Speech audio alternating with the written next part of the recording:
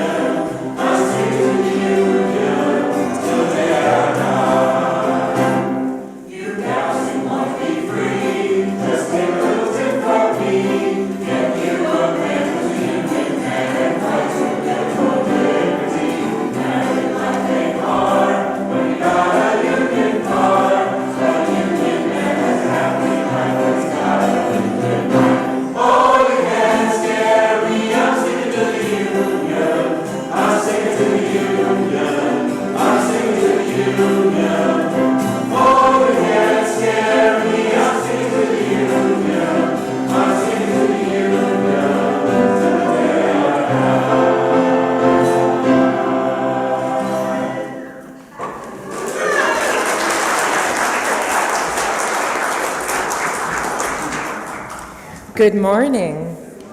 I'm Lisa Burby, and my pronouns are she and her. I wanted to start with a little bit of a funny story. In 1989, I was supposed to introduce the speaker here. It was going to be my first time standing at this podium, and my first time ever having a speaking engagement. And Steve and I forgot that it was daylight savings time. And we lived in Jamaica Estates at the time.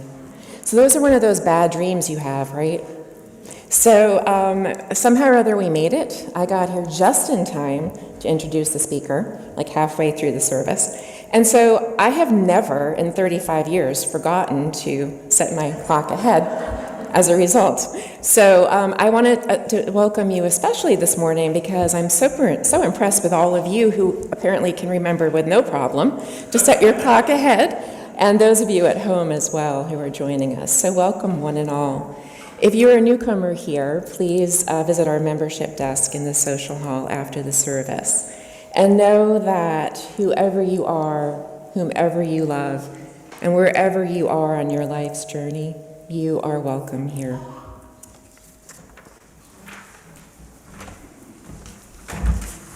Good morning, my name is Andrea Ganella, my pronouns are they, them, and I'm going to do the opening words, which is the poem Bread and Roses by James Oppenheim. As we come marching, marching in the beauty of the day, a million darkened kitchens, 1,000 mill lofts gray, are touched with all the radiance that a sudden sun discloses. For the people here are singing, bread and roses, bread and roses.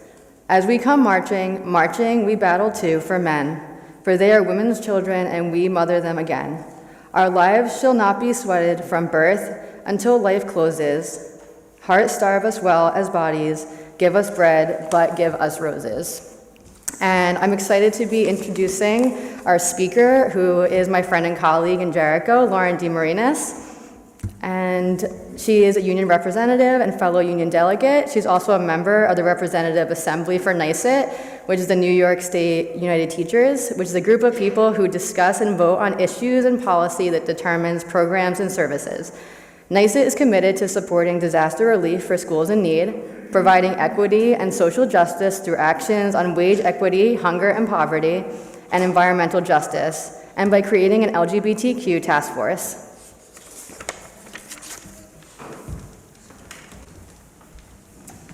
Will Robin and Lila please join me to light the chalice?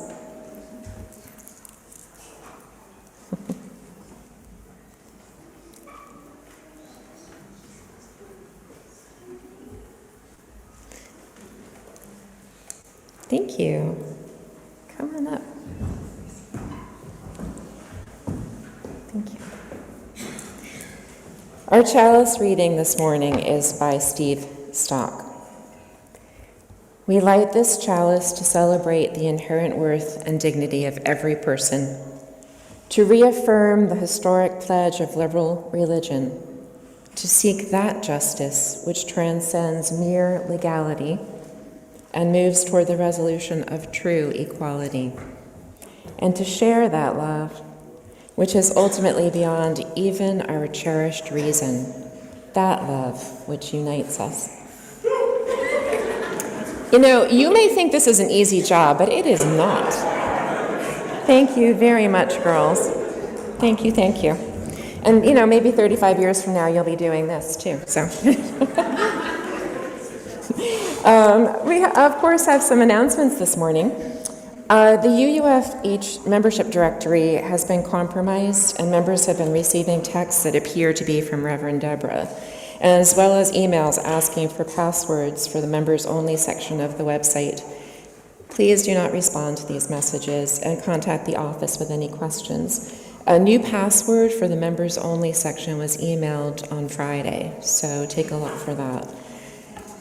We have some great news. The stewardship team wants to thank everyone who pledged for making this year's pledge drive a success. We have met our goal of $335,000.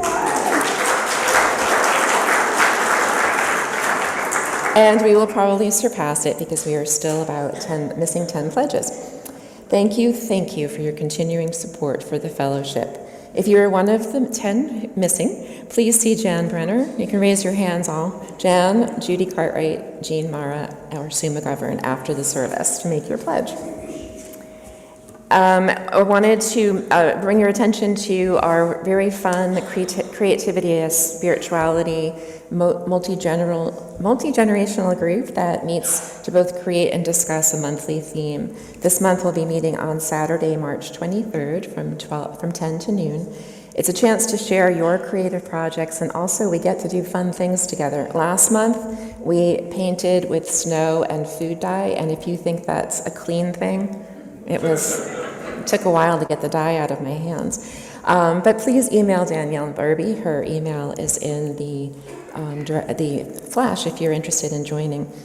And also, please save the date for our annual UUFH auction gala, Saturday, April 6th at 7 p.m. You can bid virtually on parties and services and food and so much more. And the online auction site is already open for donating through March 23rd, and then the very next day, you can start your bidding and win all these wonderful things. And you can get all these details and more in our weekly e-newsletter, The Flash. It will arrive in your inbox on Thursday morning, and if you don't yet get it, then you can sign up on our website at uufh.org. And now, I invite you all to settle into your bodies, quiet your minds, and breathe deeply together as we join this time of worship.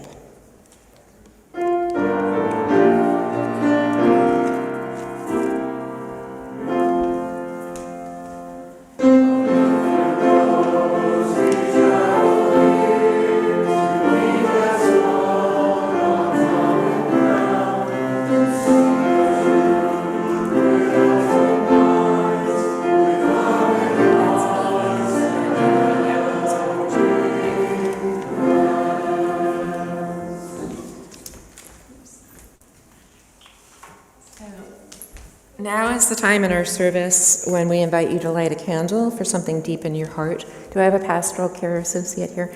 Mary, would you come up, please? If you have something that you would like to share, you can write a card and give it to Mary Bly, and then I will be able to read it.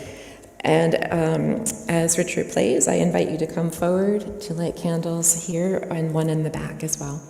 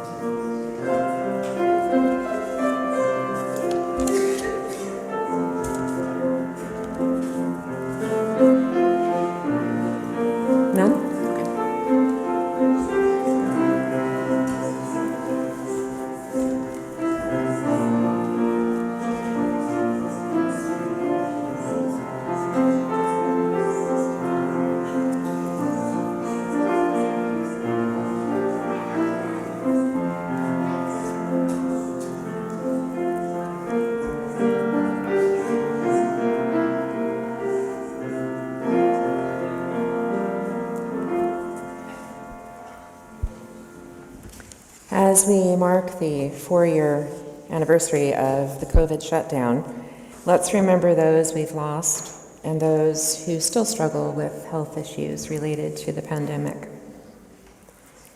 Keep the Carleon Ryan family in your hearts as grandmother Martha Carleon passed away on last Saturday in Colorado. Congratulations to Mara Moss upon being awarded a Bloomberg Fellow in the Masters of Public Health program at the Johns Hopkins School of Public Health. Happy 10th birthday to Ellie on Tuesday, and happy 3rd birthday to Jane on Friday. Wow, what a busy week your family has. And good luck to Luke Dinsman and Lily Durazio on their county band concert today. So lots of wonderful things to think about. Let us open our minds and hearts to the place of quiet, to the silent prayer for the healing of pain, and the soft, gentle coming of love. Please join me now in Spirit of Life.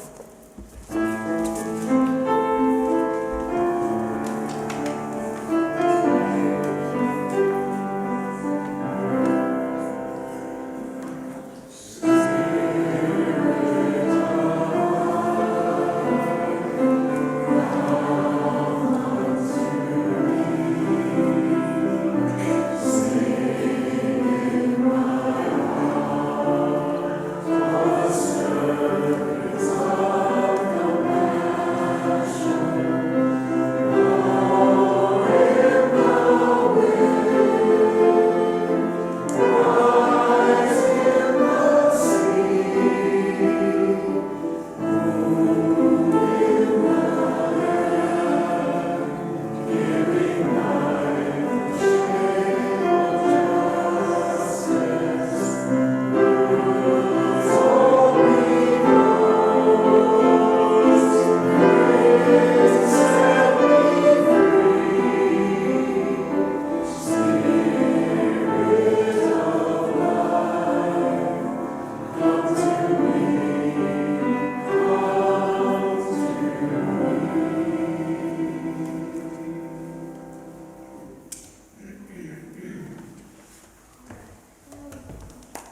The children can come up for a time for all ages.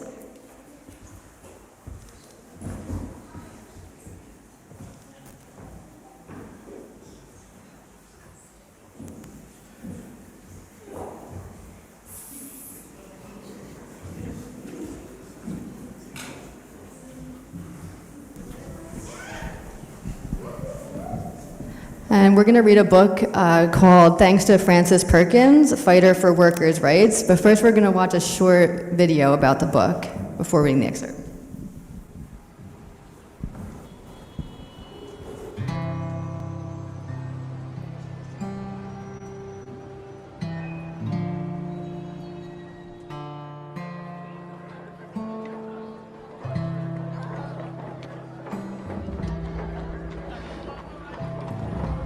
In 1911,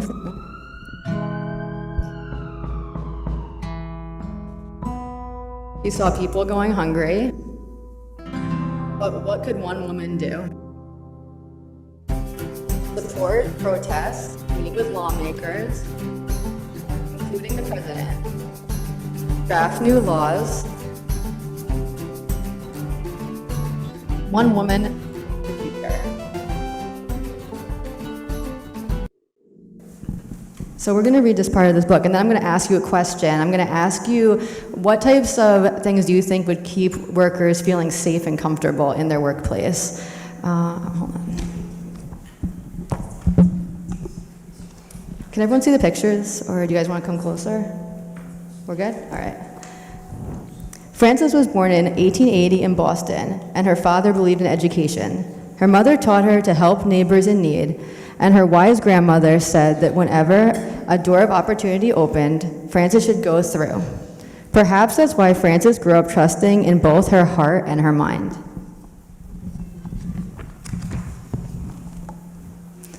At a time when few women went to college, Frances earned a master's degree.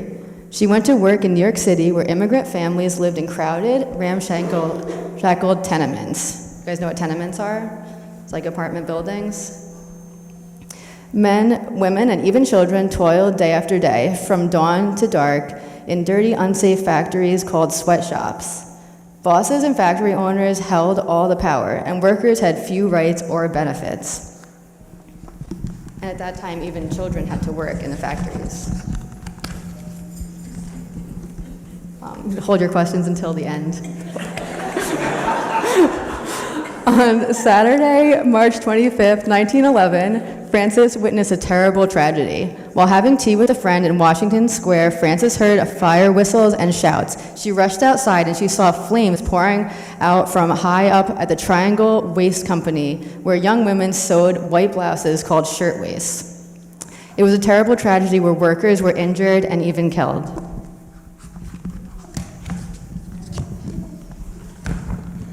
A week later, still heartbroken and stunned, Frances went to a memorial gathering where young labor activist Rose Schneiderman spoke.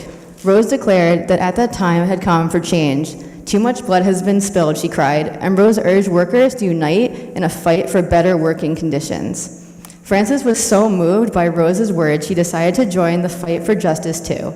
She wanted to help make new laws, to force factory owners and employers to treat people better and to make workplaces safer. So Frances went to work for a committee to set up to improve safety and to keep tragedies like the Triangle factory fire from ever happening again.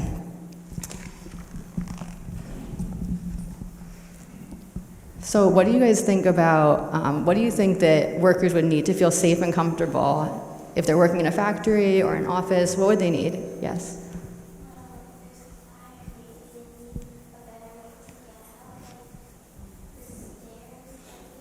Yeah, like safe fire exits, like maybe sprinkler system.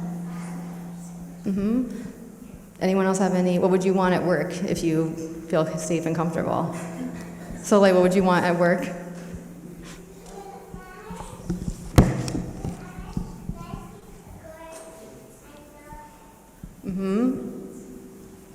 So Frances Perkins went on to fight for a minimum wage, and so At the end, she became the first woman to hold a cabinet position. She focused on labor reforms such as creating minimum wage and regular working hours, and she made sure that children didn't have to work in factories for long hours, and that people had comfortable places to sit when they were working in their factory positions. She was a leader, and her actions helped many workers even to this day. So that's Frances Perkins, and she started the labor movement.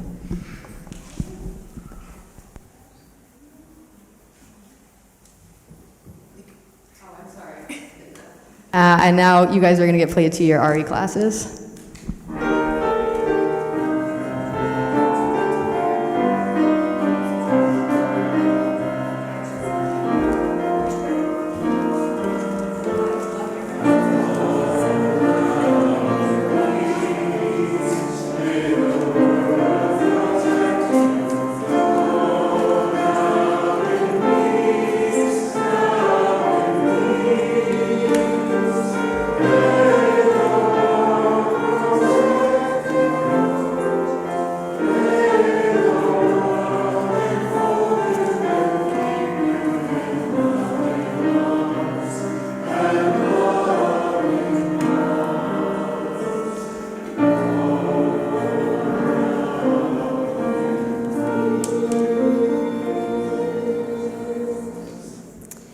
Each week, we have a collection for our Split Plate program.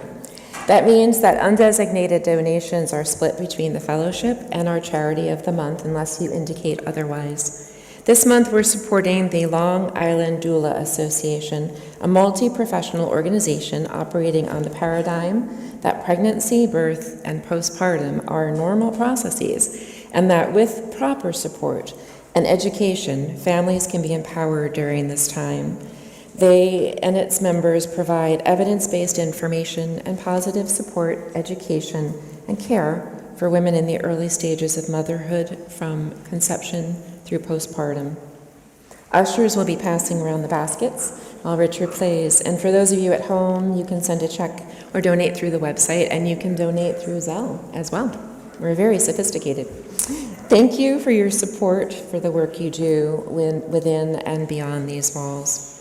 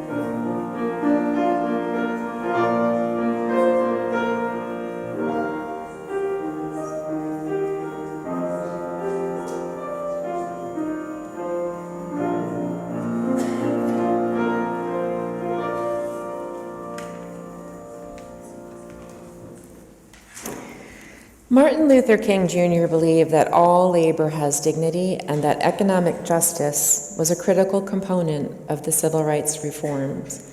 He was one of his era's most fearsome champions of working people coming together to organize, build power, and improve their lives. In a speech King delivered in October 1965 to the Illinois AFL-CIO convention, he said, "The labor movement was the principal force that transformed misery and despair into hope and progress. Out of its bold struggles, economic and social reform gave birth to unemployment insurance, old age pensions, government relief for the destitute, and above all, new wage levels that meant not mere survival, but a tolerable life. The captains of industry did not lead this transformation. They resisted it until they were overcome. When in the 30s the wave of union organization crested over our nation, it carried to secure shores not only itself, but the whole society.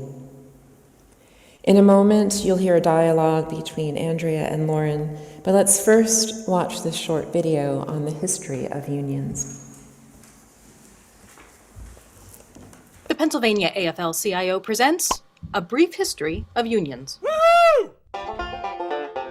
A long time ago, when our great country was just being built, there were the haves Money, money, money. and the have-nots. The haves owned companies and industries, and they relied on their workers to, well, do the hard work. The workers were proud of what they did. They worked hard every day. But they watched the companies and the haves get richer and richer while they got poorer or stayed the same. They had to work for as long as their bosses told them to work. They didn't get overtime pay, they didn't get to take a break, and there was no guarantee they would be safe at work. If they got hurt or even killed, the company didn't have to do anything about it. This isn't fair! The workers decided to do something about it. But it was hard. The companies could just fire them. Get lost. So the workers joined in unity. Together, they had a voice. Together, they could demand things like fair wage, safe working conditions, an end to child labor, sick leave, family leave, pensions. Together, labor unions created something in between the haves and the have-nots, the middle class. The middle class is very important. It allows people to make better lives for themselves. And the middle class has money to spend, and when they buy things, that money goes back into our economy, and it makes America strong. Woo!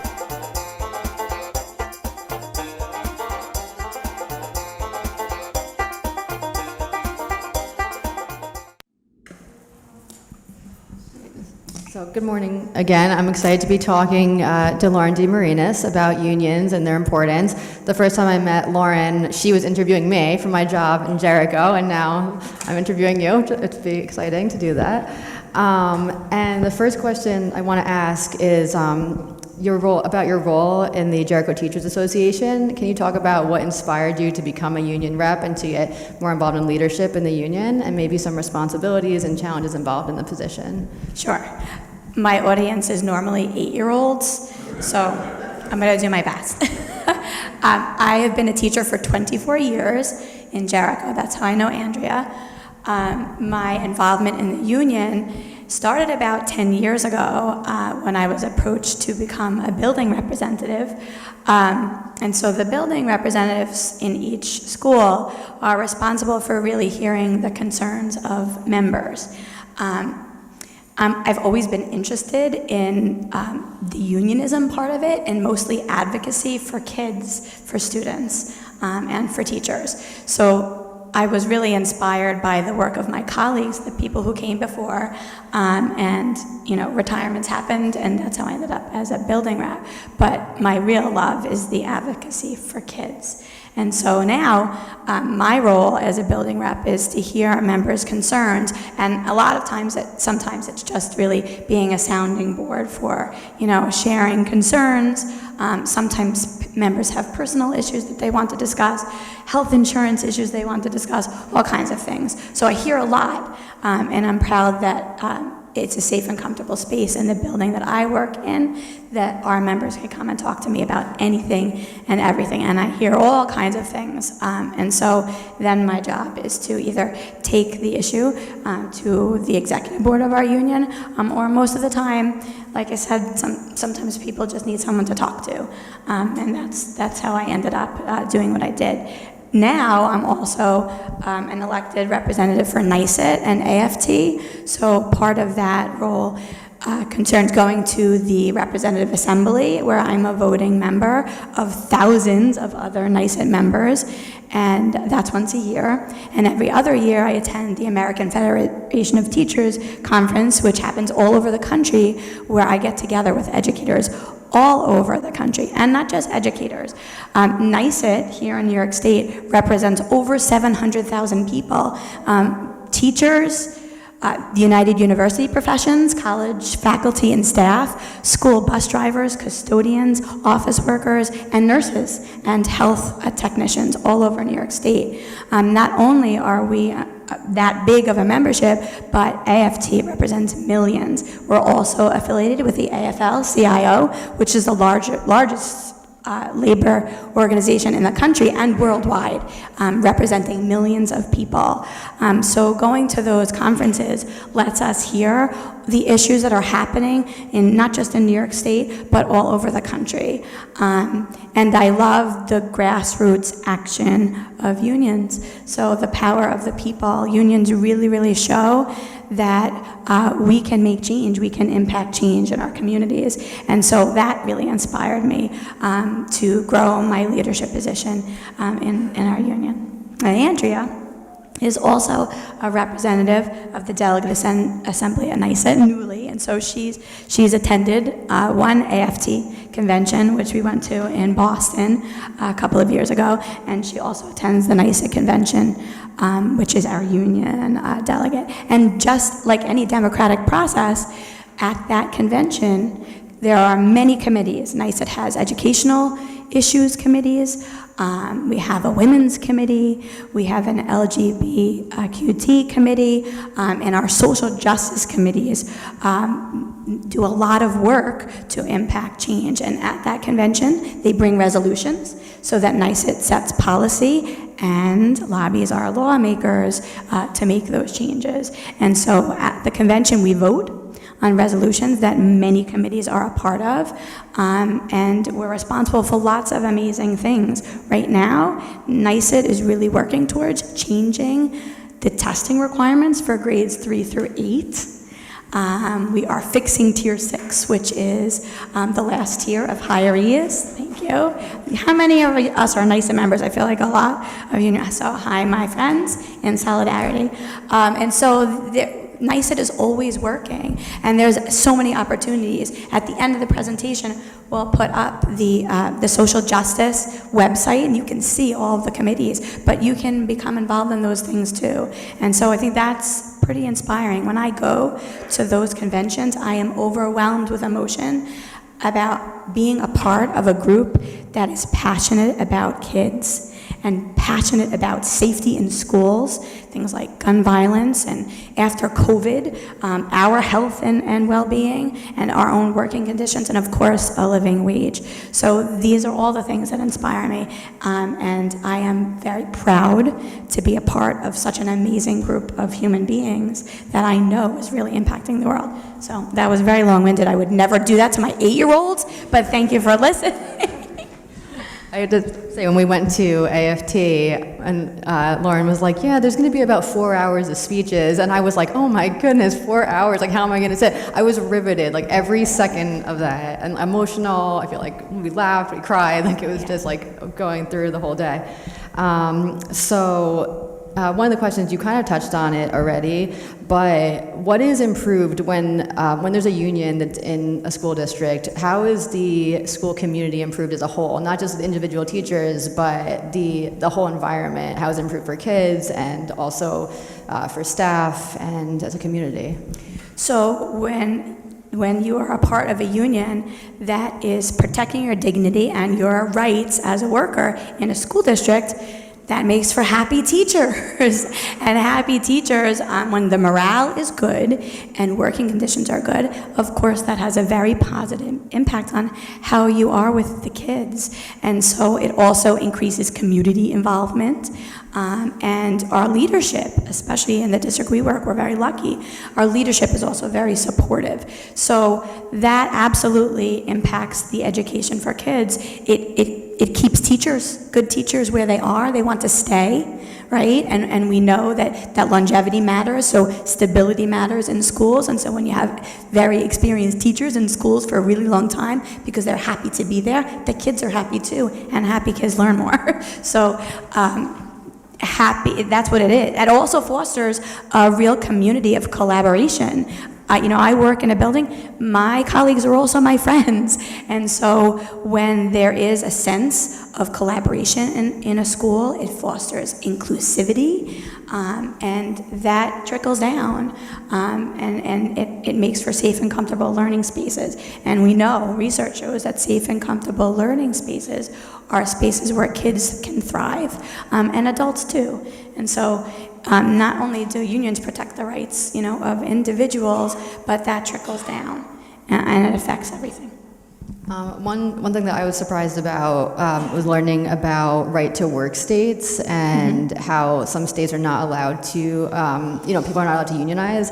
Just because that was eye-opening to me, could you talk a little bit about that? So right now, there are about 28 states in the United States that are right to work. So right to work simply means that a worker can't be forced to join a union. So you saw that quick little video produced by AFL-CIO.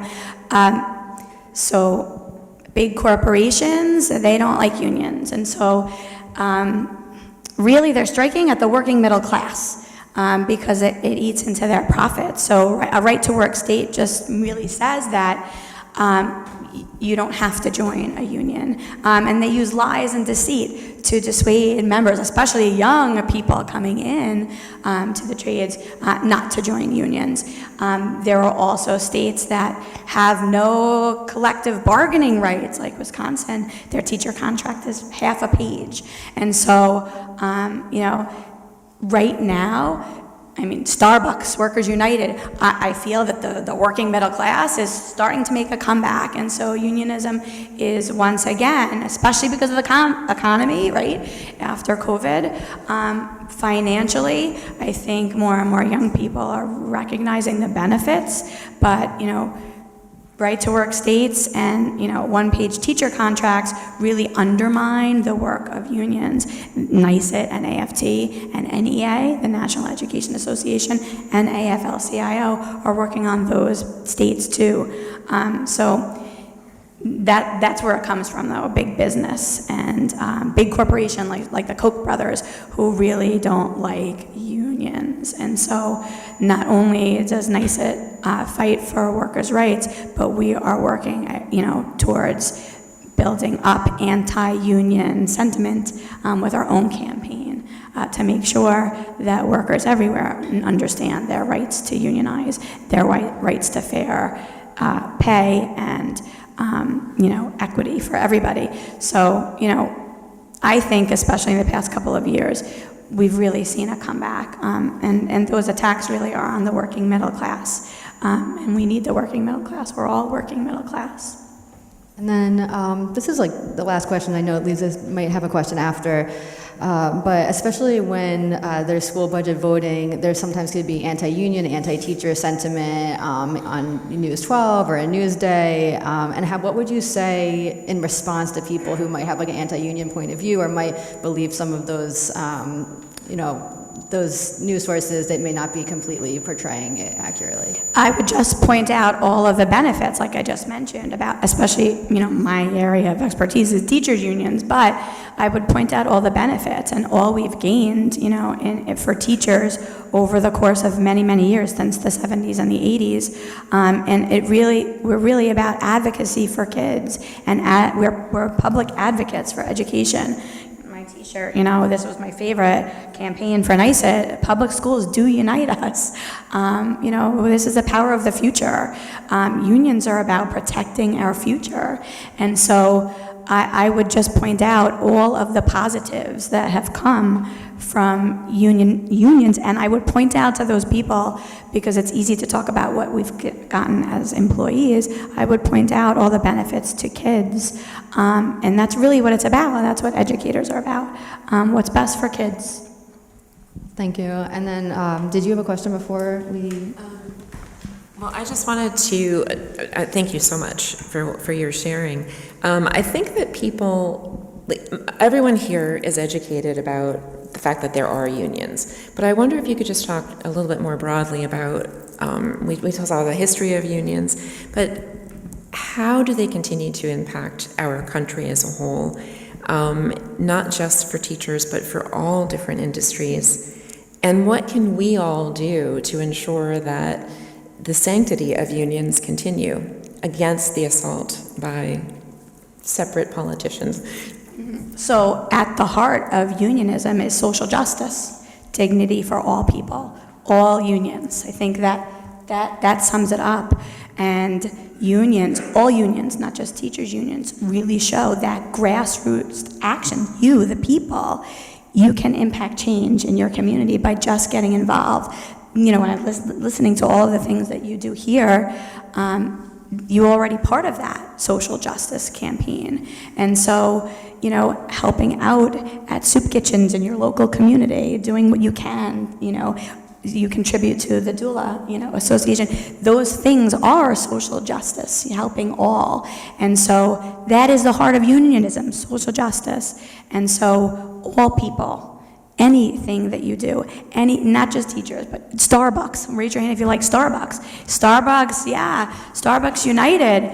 It was really, really hard. They had very, very brave people who lost their jobs, had no way of earning money, and they continued to show up every day with throngs of their coworkers because they felt it was that important. And so anything that you feel that passionate about, you can impact change on a local level right here in the UF, right here in Huntington. So I have a question about that because I'm conflicted. I do like Starbucks, but I also feel that I should not go. So I'm just wondering what kinds of actions, obviously we can all donate money, but that's easy, right? For those who can.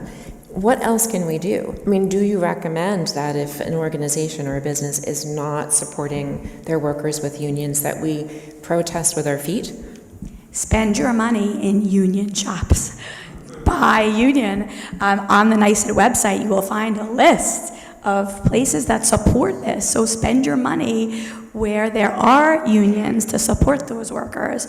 And so there are Starbucks that have refused to allow their workers to unite. But there are a multitude of ways just by spending your money in places that support unions and allow their workers to unionize. That would help. Okay, but will that get through to Starbucks and other places? Yeah, absolutely. Absolutely. And Starbucks, the Workers United, they have their own website, and there are tremendous resources. And anybody that has questions about that, I can show you. There are tremendous resources on the NYSED and AFL-CIO, which is a huge the biggest labor organization in the country, has a multitude of ways that people can get involved that are not members of the union.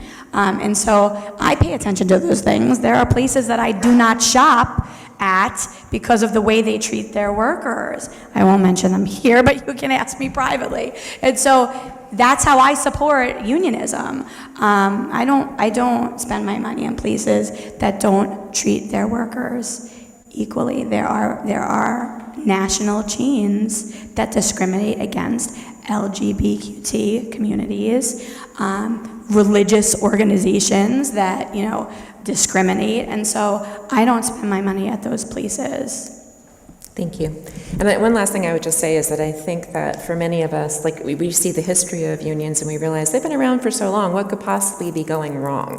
Why are we still having to fight for the right to be an employee and survive? Big money. Large corporations like the Koch brothers, they have millions to spend on anti-union campaigns. And we are the working middle class. Our voice is power, though, and there is power in numbers. And that's what inspires me. And so we need all voices that believe in dignity for everybody and an inclusive space for all. And so Voices United is more powerful sometimes than money. But money also speaks. When I just said to you, I don't spend my money in those places.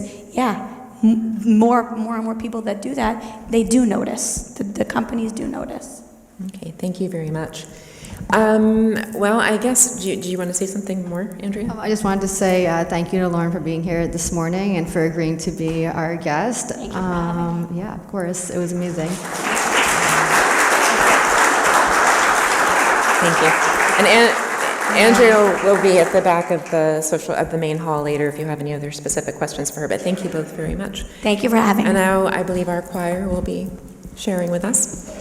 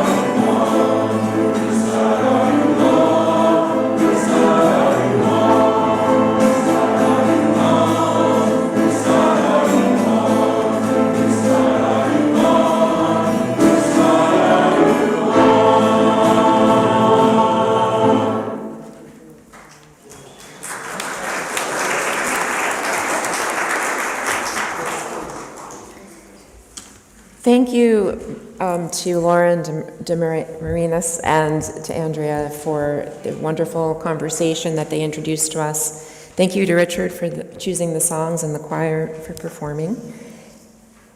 I close with these words. Take courage, friends. The way is often hard, and the path is never clear, and the stakes are very high. But take courage, for deep down there is another truth. You are not alone.